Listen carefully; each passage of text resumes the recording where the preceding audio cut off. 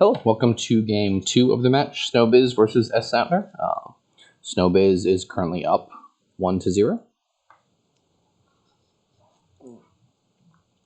Let's take a look at this kingdom. We've got drop, we've got villages, we've got thinning with Banish for sure,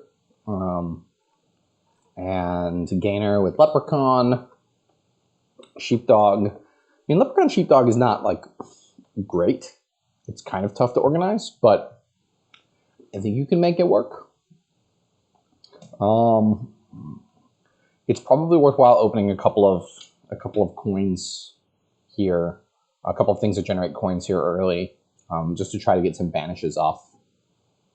I do not like the opening of the death card. It does not seem worthwhile to me. You're as likely to flip over Rune Market for your opponent as you are to see it yourself. So let's see. SSounder opened Fishing Village Conspirator. Snowbz opened Death Card Fishing Village.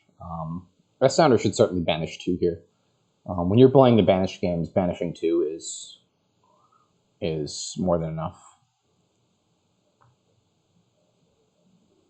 Banishing 1 is, yeah, if you have 3, right, so you have 3 coins. When they bought the Fishing Village, they had 3 coppers, 2 estates. Yeah, I definitely think you should banish turn 1 there. That makes the same. Here, I think you could consider banishing 2 even. This is the kind of kingdom where you want to kind of get your deck in place. You want to get your Menageries, Bakers. I guess you really want to get the Leprechaun going as soon as possible, right? So you can start gaining things with wishes. And all that requires, you know, thinning as much as possible. So anytime I can banish 2 things, I would go for that. This is only 1 banish, so I think you might consider something else. I really do want to build a deck that can play Menageries for draw, at least until we start provincing. Yeah, so here Snowbz can banish 3 coppers, which I would definitely take. And here, SSounder can banish 4 coppers, which again, I'm spending the coffer to always banish as much as possible. Like you've got Fishing Village Conspirator that gets you to 3, gets you another Fishing Village, gets you another Leprechaun, and then you're good to go. I really think Leprechaun should come into play. It may not come into play, but I think it should. But yeah, the Baker tokens are nice for banishing. Yeah, this one feels pretty much over. SSounder can go ahead and get a lot. I mean, there's a lot of reasonable things. Baker's reasonable, Hunting Lodge, banishing 2. I really would like to get another banish for SSounder. I really just want to get rid of all the coppers. Snowbz is buying death cards? I really don't understand the death card stuff. So yeah, so here I would say I'm not quite at the point of banishing. I may want to now buy another Conspirator, perhaps, another Hunting Lodge.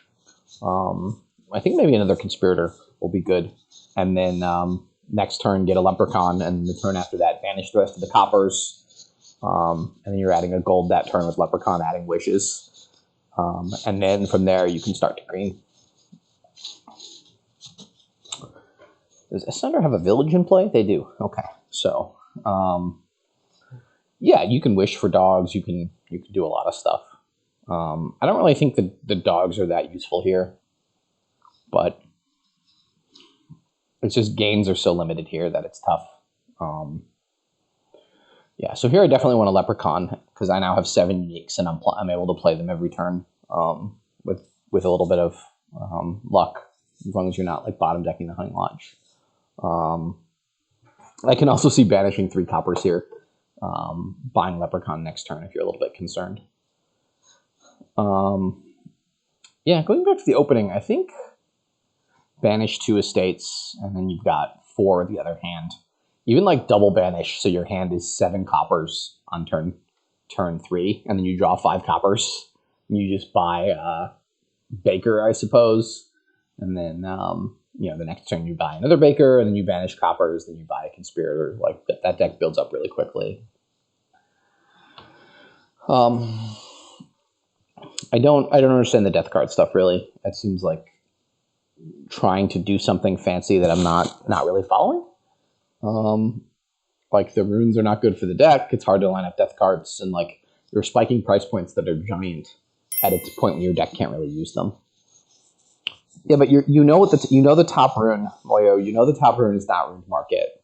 So there's a 50%. There's like a 1 in 5 chance the next rune is a Ruined Market, and then there's a 1 in 5 chance the one below that is. So there's an equal chance that the 9th one is and the 8th one is, and if you gain the 9th one, then your opponent has free access to that 8th one, so they can buy it without having to fish for it. If you do the thing what you just said. This does not seem like you need to risk it. You can get a Leprechaun for the gains, and that gives you some golds, and you're building up coffers. So like even once you start provincing, if you dud, again, to me like this is buy a Leprechaun this turn, and then province every turn for the next 7 turns is my view. Because I think you can legitimately province every turn. Yeah, I think you can province every turn for 7 turns at this point.